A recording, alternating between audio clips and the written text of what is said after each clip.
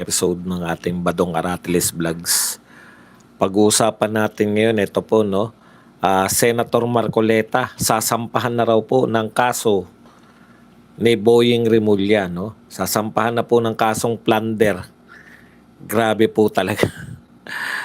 Sa kabilang banda po, yung pong malaki po ang involvement dito sa flood control issue. Yun pong isa po sa mga matatawag nating susing tao. Pinaka maraming contact sa mga magna ng flood control. Gagawin pong state witness si Secretary Bunoan ng DPWH. Yan ang pag-uusapan natin, pero bago yan, kung bago ka pa lang dito sa ating channel, mag-subscribe ka na. Dahil ito lang ang tanging channel na may kinikilingan, may pinapanigan. Una sa balita, huli sa impormasyon, kaya ano pang hinihintay nyo? Pindot na. Okay. Pag-usapan natin, no? Alam nyo po, correct si Choli. Garapala na po ito, no? Hindi ko po alam kung ano po ang nararamdaman ngayon ng lahat po ng mga kasapian ng Iglesia ni Cristo. Kasi alam ko before po nito meron pong pahayag. Opo, live po tayo. May pahayag po itong mga pinakapinuno ng Iglesia ni Cristo na we are one. So hindi ko po kumbaga hindi ko ma-describe yung nararamdaman ko na ilang araw na po na panay po sila deny, no? Dinideny ng NBI, dinideny ni Remulla, yung batang Remulla, si John Vic, na may warrant of arrest kay Senator Marcoleta. Buong akala po natin, no? Ito pong mga tao sa gobyerno ay inawat nila kung ano man po yung balak nila kay Senator Marcoleta. Inawat po nila para po dahil sila ay natakot sa pagkakaisa ng Iglesia ni Cristo. Mapapansin po natin sa dalawang pagkakataon, napakita po ng Iglesia ni Cristo dito po sa Kamaynilaan, sa partikular sa Luneta, kung paano po sila may kakayahang kumilos, no? Para po dito. Ngayon, alam niyo po, nakakasama ng loob kasi real talk po, ang pinakamalaki po na pagnanakaw sa kasaysayan ng Pilipinas. Daig pa po yung pagnanakaw na naganap noong panahon ng tatay ni BBM. Ngayon po, at ito po, ang pagnanakaw po na ito ay ang flood control. No? Nagtataka po tayo, dalawa po sa pinakamataas na pinuno ng DPWH. Ito pong flood control na to ay pinatatakbo po ng DPWH.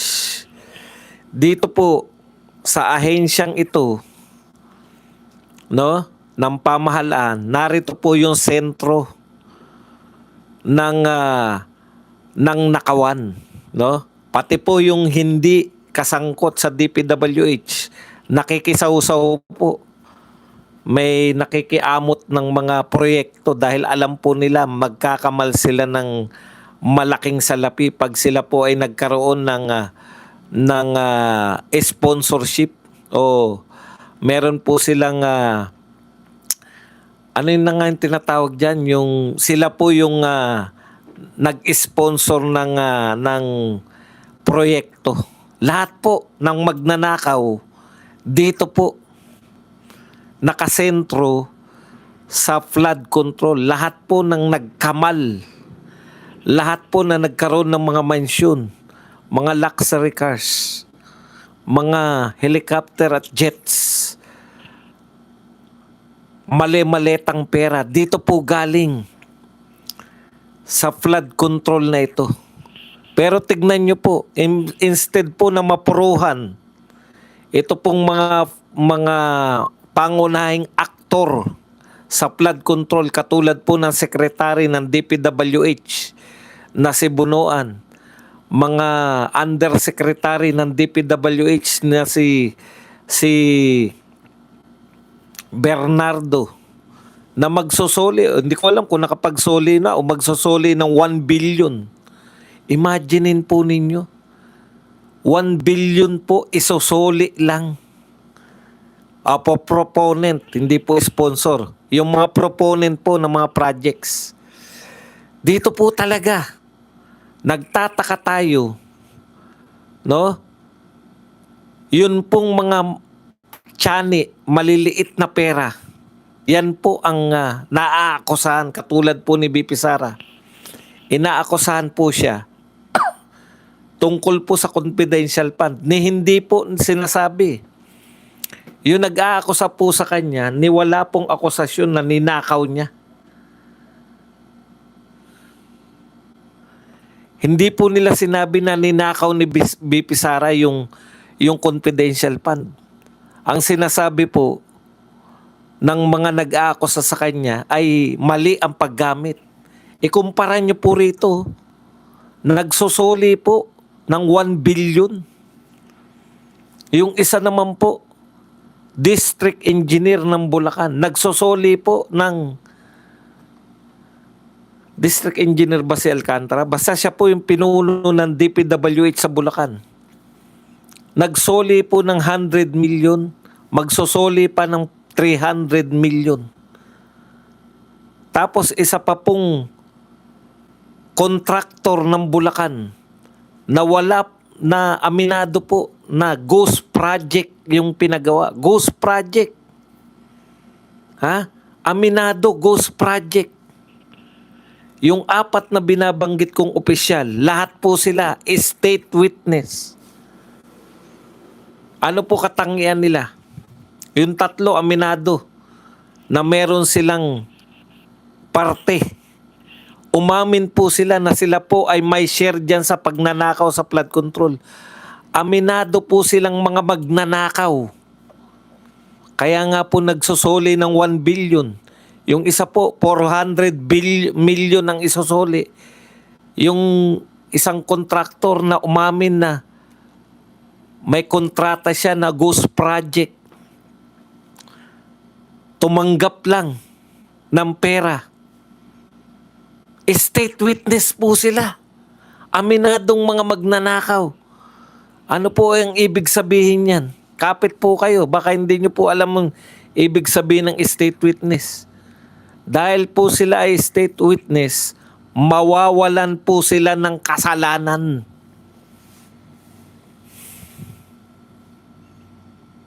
Samantala, sa isang banda, si Senator Marcoleta, bagong-bagong senador, kauupo pa lamang po noong 2025. Ang una pong ikinasikat ni Rodan, akala nga natin, di ba? Wala na pong nakakatanda sa inyo na si Senator Marcoleta ay bagito pa lang na senador. Ang una niya pong ikinasikat dyan po sa Senado, nag-imbestiga agad. Tinutukan agad, motu proprio, wala pong nag-utos sa kanya. Nagkusang loob dahil siya po ay chairman po ng Blue Ribbon Committee. Alam po niya ang trabaho ng Blue Ribbon Committee. Ano po ang trabaho ng Blue Ribbon Committee? Ang Blue Ribbon Committee po ang kaisa-isang committee na create po ng saligang batas na ang pangunahing layunin ay mag-imbestiga. Lahat po ng committee ng Senado,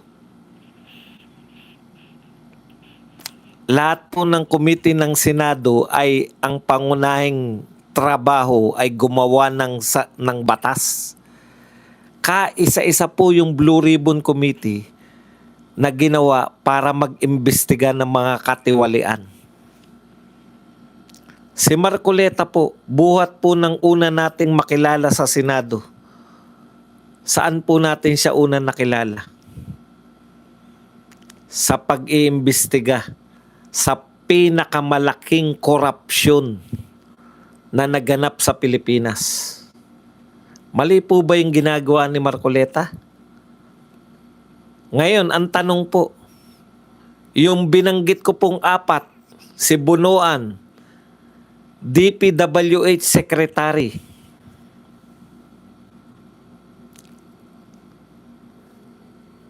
Undersecretary Bernardo ng DPWH. Saan po naganap to? Sa Senado po ba? Senado po ba yung may hawak? Yung pinakapangunahing ahensya na nagsagawa ng flood control? Hindi po, ano po? DPWH. Yung pinakamataas po na tao sa DPWH, yung susunod pong pinakamataas, wala na po. Isa po sa mga matataas pa, yung tumalon sa bangin. Sabi, tumalon daw. At ayon po sa opisyal na nakalagay po sa kanyang kamatayan ay tumalon sa bangin.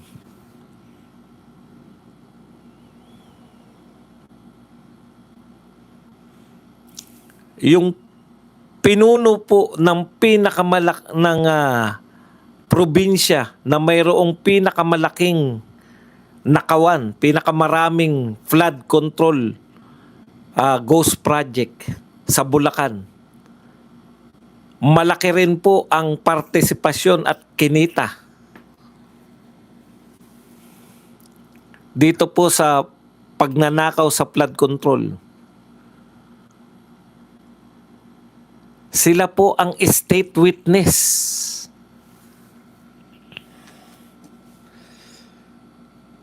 Ngayon, sino yung ipapakulong? Kung state witness po yung pong pinakamalalaking kasabwat, yung pinakamalalaki pong, isa po sa mga pinakamalalaking kinita, sino po ang kanilang ipinakulong? Kung naging state witness po yung malalaking kinita, sino po yung ipapakulong? Sino po yung makukulong? Yung nag-iimbestiga po. Yung gusto pong malaman kung sino yung mastermind. Sino po?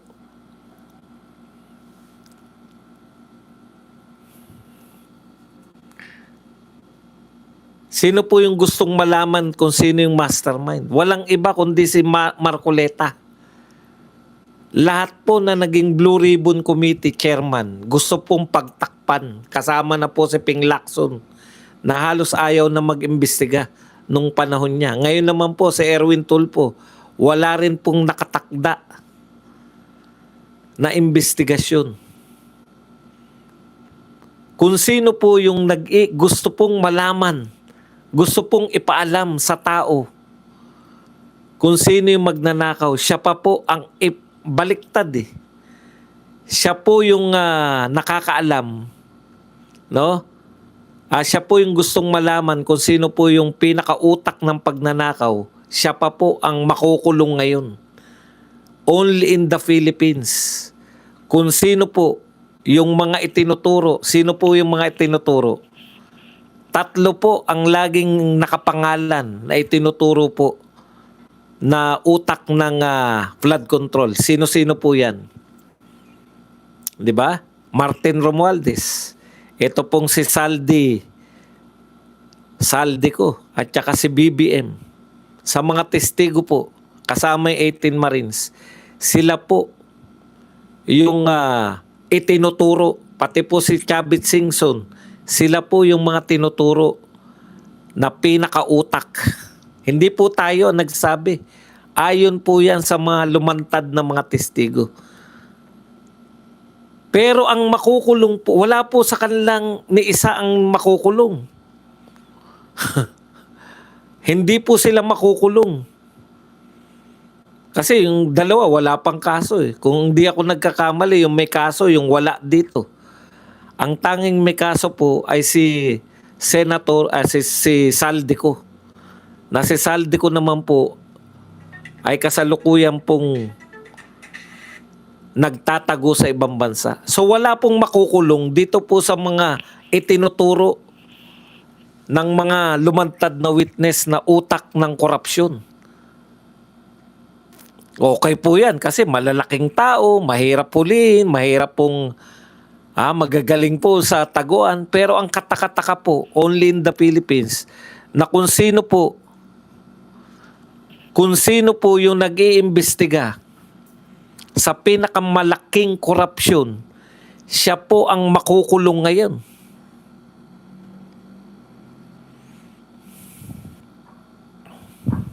Si Marcoleta. Tanong, makukulong ba siya? Yung ginagawa niya bang investigasyon ay dahil gusto niyang pagtakpan ang kanyang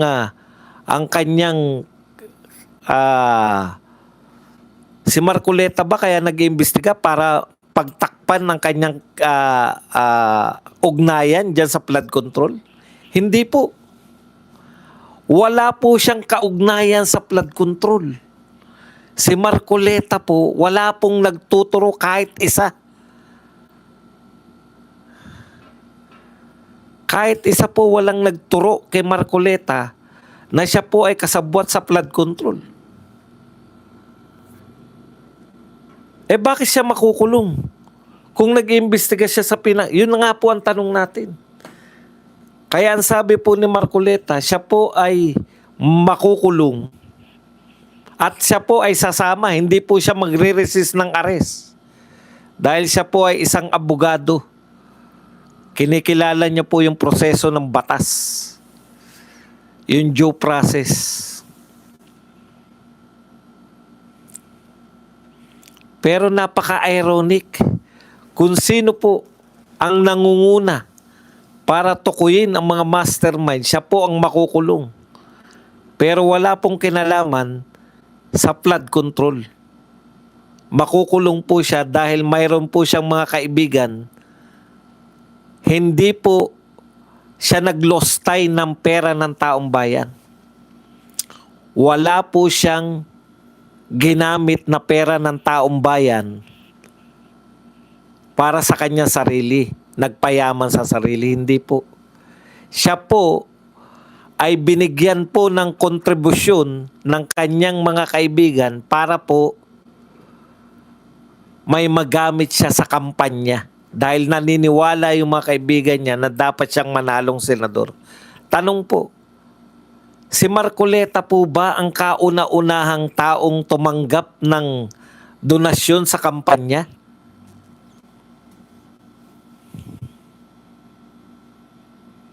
Si Marcoleta po ba? Hindi po.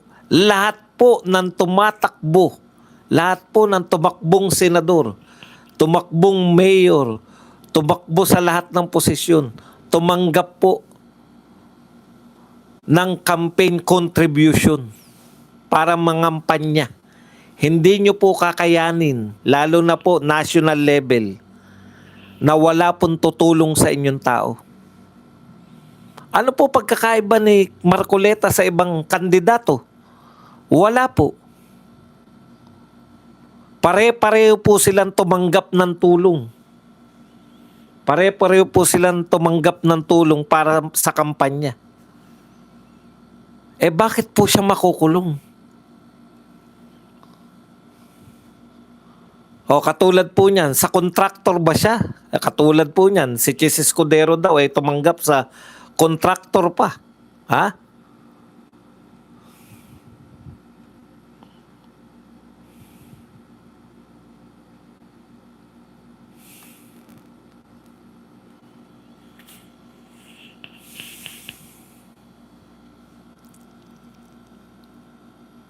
Pero napawalang sala. At ito po,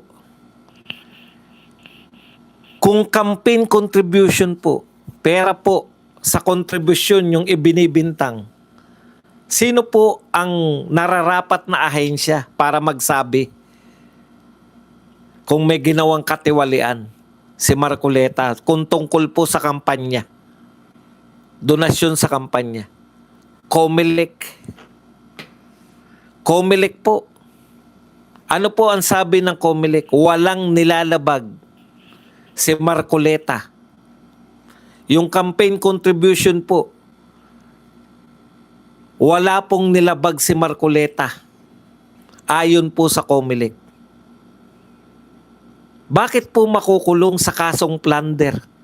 Samantalang napawalang sala sa kaso sa eleksyon. Election related po yan. Baka ba dong sinabi mo lang na election related? Baka naman yung 75 million na pinag-usap. Imaginein po ninyo, 75 million lang po ang pinag-uusapan. Si Bernardo po, billion po ang sinuli.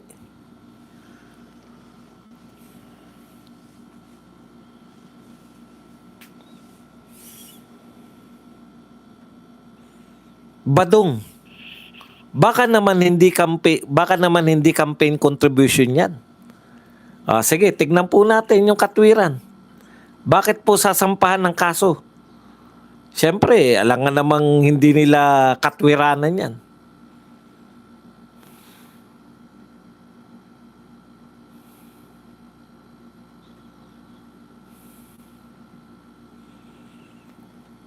Okay.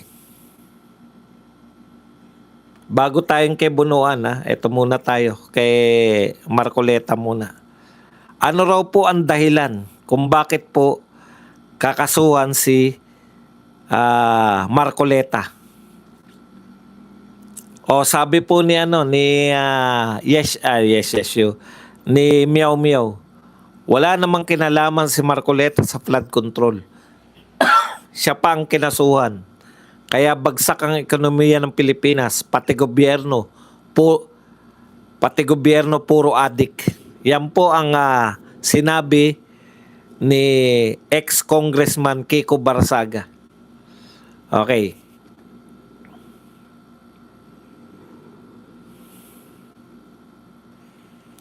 Ano po ang dahilan nila kung bakit po kakasuhan tong si Remulla? Sabi po ni Boying, ayon po rito, sasampahan ng kasong plunder sa Sandigan Bayan sina Rodante Marcoleta at Mike Defensor ngayong linggo ayon kay Ombudsman Boying Remulla. So bakit po? Tanong natin dito, bakit daw kakasuhan si Marcoleta?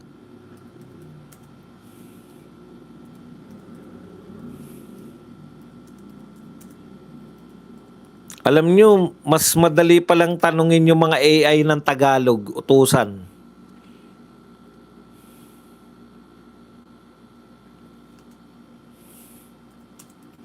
Kaysa English na barok.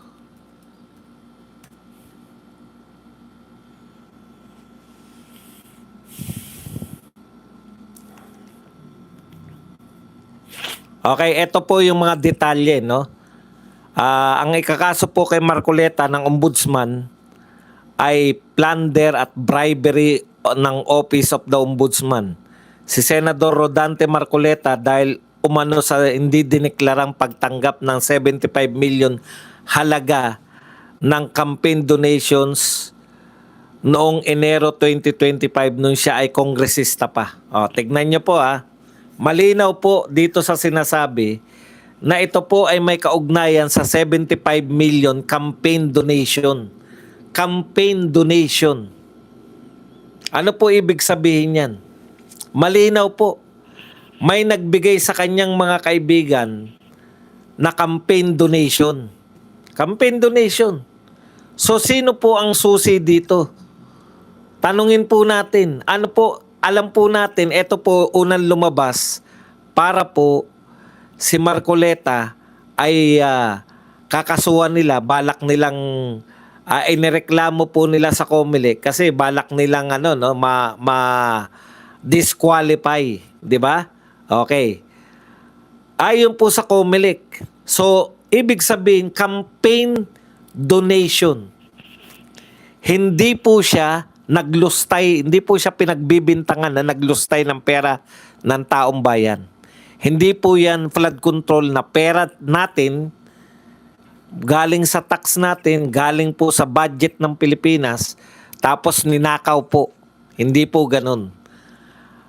Alam po ng mga kaibigan ni Marcoleta na siya po ay tatakbo bilang senador. Kaya sila po ay nagbigay ng campaign contribution. Ang tanong, si Marcoleta po bang kauna-unang nakatanggap ng campaign contribution? Hindi po. Lahat po ng tumakbo. Lahat ng tumakbo, tumanggap ng campaign contribution. Wala na isa. Maski si Tatay Digong, nung tumakbo siya, nung una wala siyang donasyon kasi mababa rating. Pero habang umakyat po si Tatay Digong, nagkaroon na rin po siya ng donasyon. Kinuwento ni Tatay Digong yan, di ba? Sabi niya, kawawa naman siya, wala siyang commercial sa TV. Uso pa po nun mag-commercial sa TV. May power pa po nun yung 2016. Malakas pa po ang mainstream media noon. Para naman daw kahit papano magkaroon siya ng commercial, sabi ni Tatay Digong, nung pumasok na po yung nagbibigay sa kanya ng donasyon, nagbigay siya ng pera sa ABS-CBN para siya po ay magkaroon ng TV ads. Pero hindi po pinalabas. Kinuha pera, hindi pinalabas yung ng ABS-CBN. Ganyang kabalatuba yan. Kaya po, magtataka ba kayo bakit galit si Tatay Digo? Wala nga halos kampanya sa ads, TV ads. Okay. So ngayon po, normal po, ibig sabihin, lahat ng kandidato tumatanggap ng campaign funds. Okay? Wala pong problema. Ngayon, kung meron po nalabag, kasi ang binibintang po sa kanya, kay Marcoleta,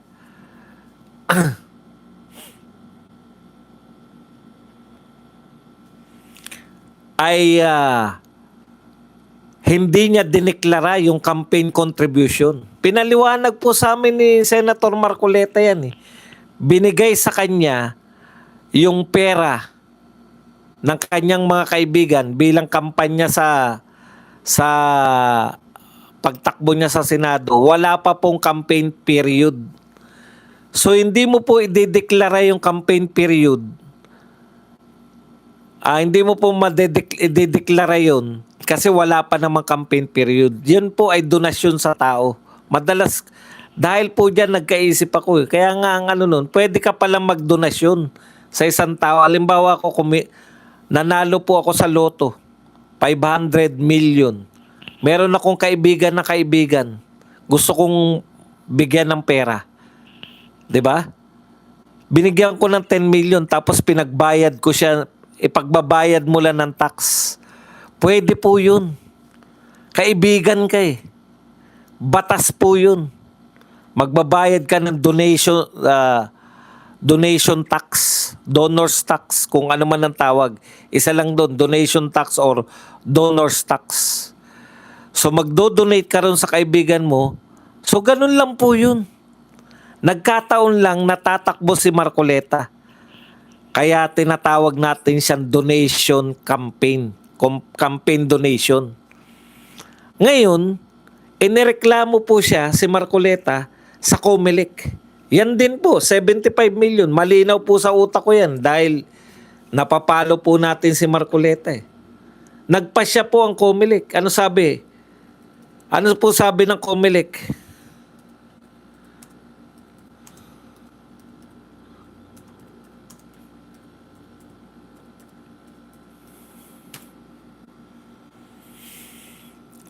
Sinampa po sa COMELEC yan. Ito po ang sabi ng COMELEC, ipinaliwanag ng Commission on Election na absuelto o cleared si Senator Rodante Marcoleta sa anumang paglabag sa election code kaugnay ng kanyang statement of contribution and expenditure. So, sabi ng ombudsman, sinampahan siya dahil sa 75 million campaign donation. 'Di ba? Ito, ulitin lang natin ha. Kakasuhan ng plunder at bribery ng Office of the Ombudsman si Senator Rodante Marcoleta dahil sa umano'y hindi deklaradong pagtanggap ng 75 milyong halaga ng campaign donations noong Enero 2025. Okay. So, syempre, dahil campaign donation yan, campaign contribution yan, ang unang sinampayan sa COMELEC. Sabi ng COMELEC, eto po sabi ng COMELEC, sila po nakakaalam eh. Saklaw po nila yan eh. Sabi ng COMELEC, ipinaliwanag ng COMELEC na absuelto o cleared si Senator Rodante Marcoleta sa anumang paglabag sa eleksyon code kaugnay ng kanyang statement of contributions. Nung naabsuelto siya, ngayon naman sasampahan siya, same kaso, same pera, sasampahan naman siya ng plunder. Wala kang election offense, pero magkakaroon ka ng kasong plunder. Imagine, naabsuelto ka na sa election offense, kinasuhan ka naman ng iba para gusto ka lang ikulong. Enero 2025, sabi ni Marcoleta, wala pang February pa daw yung tinatawag na election period, campaign period, kung ano man yung tawag doon. Ang lahat ng papasok sa iyo mula February 2025, idedeklara mo sa SOSE. O ngayon, may namimiloso po. Bakit hindi niya dineklara sa asset? Di ba? Bakit hindi mo yan dineklara sa SALN? Oh. Kung pumasok sa yan, binigyan ka ng donasyon, bakit hindi mo dineklara sa SALN? Enero ka binigyan ng pera, bakit wala sa SALN? Paano mapupunta sa SALN? Ginastos mo nga sa eleksyon.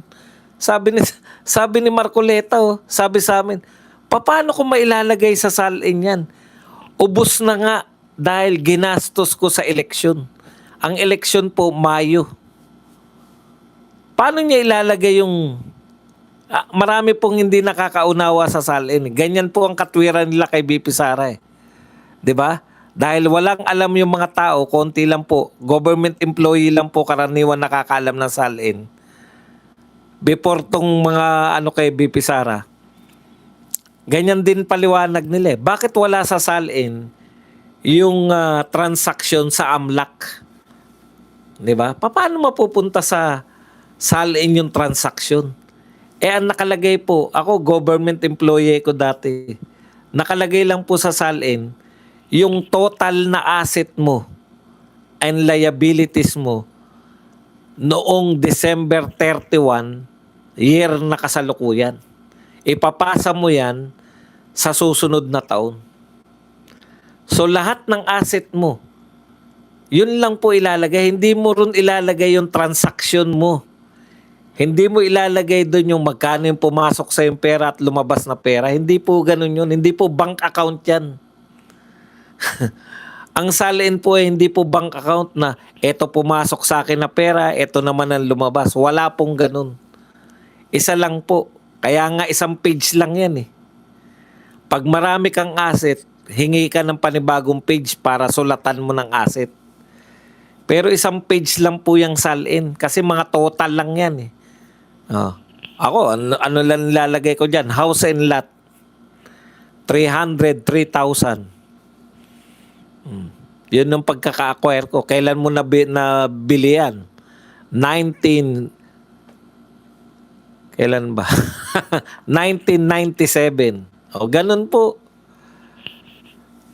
Kaya tama si Marcoleta. Naniniwala ako kay Marcoleta sa sinasabi niya na gawa-gawang asunto. Makukulong siya dahil sa gawa-gawang asunto. Okay. Ngayon, sa isang banda naman po, eto naman po, si Bunuan po. Sino po ba si Bunuan? No? Siya po ay chief. Siya po ang pinuno ng DPWH. Sa DPWH po, napunta yung pera. DPWH po yung nagpatupad ng flood control. Siya po ang, tama po yun, sinasabi nila. Siya po ang nakakaalam ng lahat. So alam niya po yung bigayan, alam niya po lahat. Ngayon, di karapat dapat lang siya maging state witness, Badong. Kasi marami siyang alam. Correct po. Kung siya lang yung state witness. Eto kasi, kino-question ko na yung pagiging state witness eh. Bakit po? Bakit ang daming state witness? Kung magiging state witness sa Bunuan, tanggalin na yung ibang state witness, kasuhan na. Bakit po? Ang tagal na nilang state witness, wala pa rin sila na ituturong mastermind. Imagine, state witness ni si Bernardo, ang tinuturo niya si Ramon Revilla. Ang binibintang nila, magkano ba binibintang nila kay Bong Revilla na kinita niya riyan? May 1 billion ba? Wala naman yata eh. Tanong na rin natin. Pwede naman nating itanong yan. Magkano ang binintang na napunta?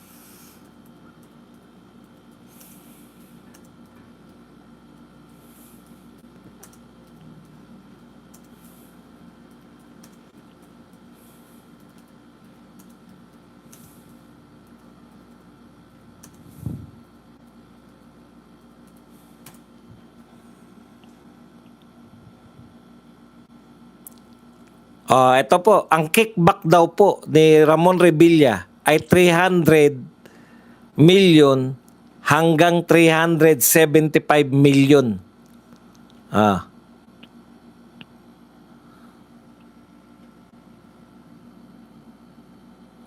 Tapos 92.8. So kulang-kulang 500 billion. Ang state witness laban kay Ramon Revilla si Bernardo. Si Bernardo po nagsoli ng 1 billion. Ibig sabihin, kung nagsoli ng 1 billion yan, mahigit 1 billion yung ninakaw niyan. Nakuha niyo po?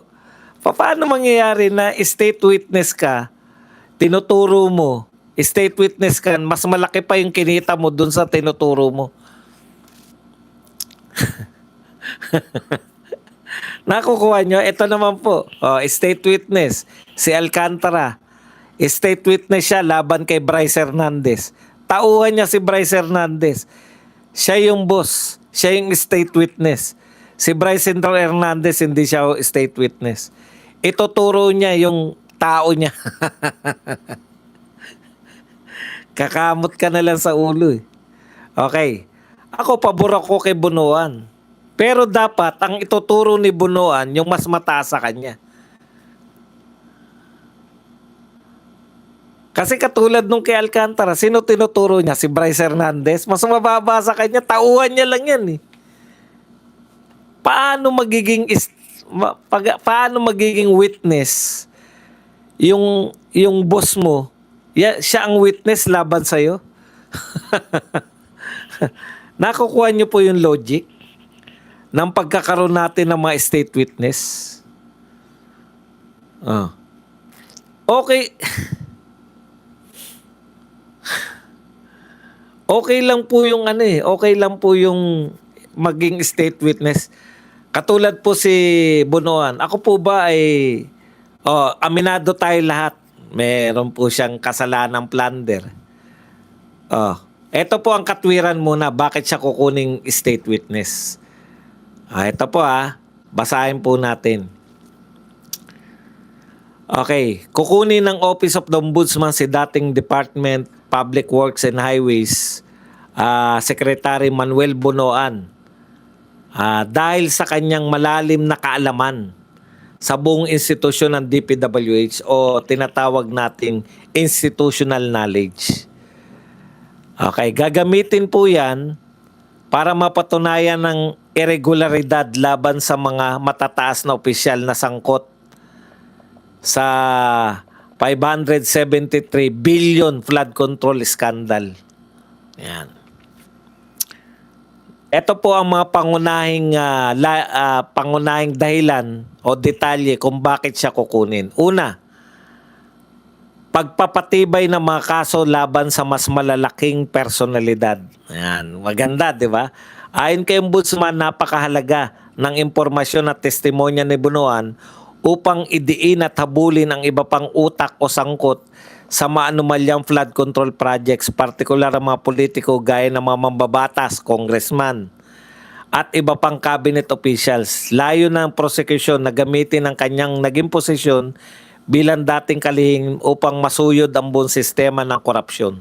Okay ako dyan kay Bunuan. Di ba? Kung yan po ang layunin, ituturo niya sino yung mga binigyan nila ng pera na congressman, sino yung mga binigyan nila ng pera na mga cabinet official. Kaya lang, cabinet official din siya. Di ba? At siya pa yung cabinet official na DPWH. Kung wala po siyang maituturo na mas mataas sa kanya, sino po ang mas mataas sa kanya? Executive Secretary. Presidente ng Pilipinas. Ayan, mga congressman, okay po yan. Pero pag hindi niya po natukoy yung mas mataas pa sa kanya, ang ituturo niya rin ay mas mababa, wala po. Kaano niya lang yan eh. Nakikiangkas lang po yung mga cabinet official eh. Yung executive secretary, yan pwede, tsaka presidente. Congressman at senador, pwede kasi mas mataas sa kanya yun.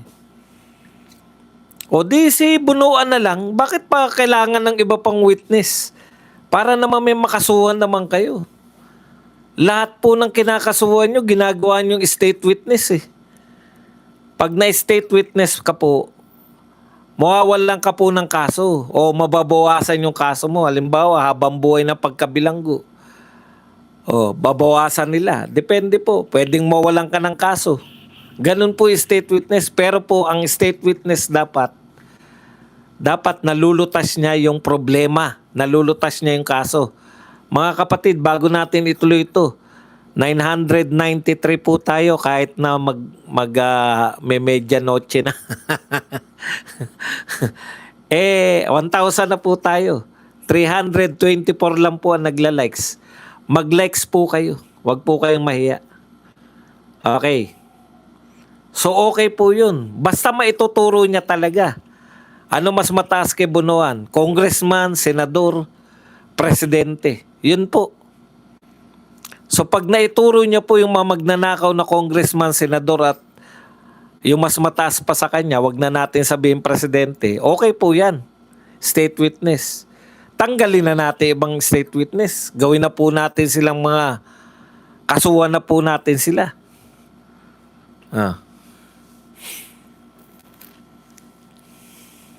Okay. Kung yan po yung purpose, hindi po yung mawalan lang ng kaso. Kasi sa tingin ko kay Bernardo, wala pa siya natuturo na mas mataas sa kanya. Tingin ko kay Alcantara, wala pa siya natuturo na mas mataas sa kanya. Ikalawa, seryosong katandaan at karamdaman at katandaan. 80 years old na pala to. Pwede na po. Di po ba? Pagbigyan na natin, 80 anyos na eh.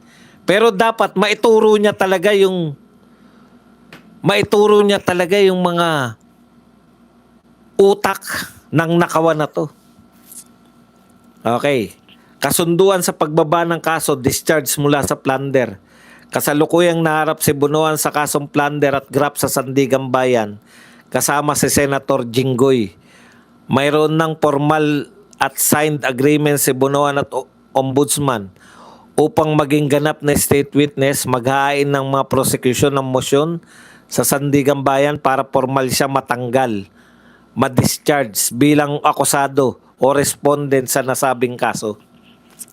Ayan na naman. Meron ba sinuli si Bunuan? Kinakailangan po malaman po namin ng lahat. Nagsoli po ba ng pera yan?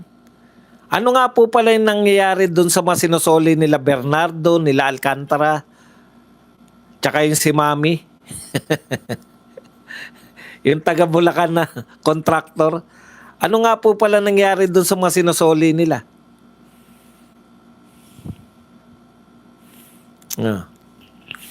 Kaya po ito, sa deklarasyon po na to na si Marcoleta po, ay kakasuhan na napakasama po ng anong tawag diyan? Ang sama pong tignan. Napawalang sala na siya ng COMELEC na mayroon pong kinalaman diyan sa campaign donation. Wala po siya nagawang kasalanan.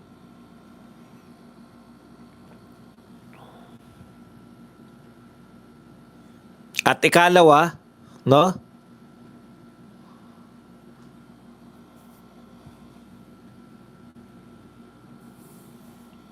At ikalawa po, siya po ang pangunahin. Si Marcoleta po ang pangunahin na pangunahin pong nag-iimbestiga, pangunahin pong tao para po imbestigahan yung mga magnanakaw sa flood control. Grabe na po to, no?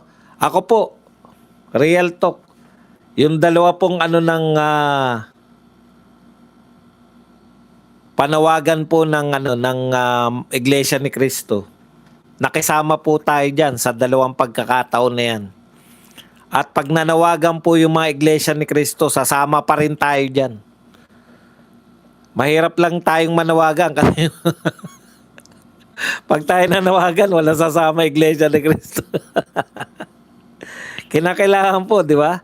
Ako po sasama po ako kasi kahit papano po yung respeto ko kay Senator Marcoleta. No? Personal po na to eh. Personal po yung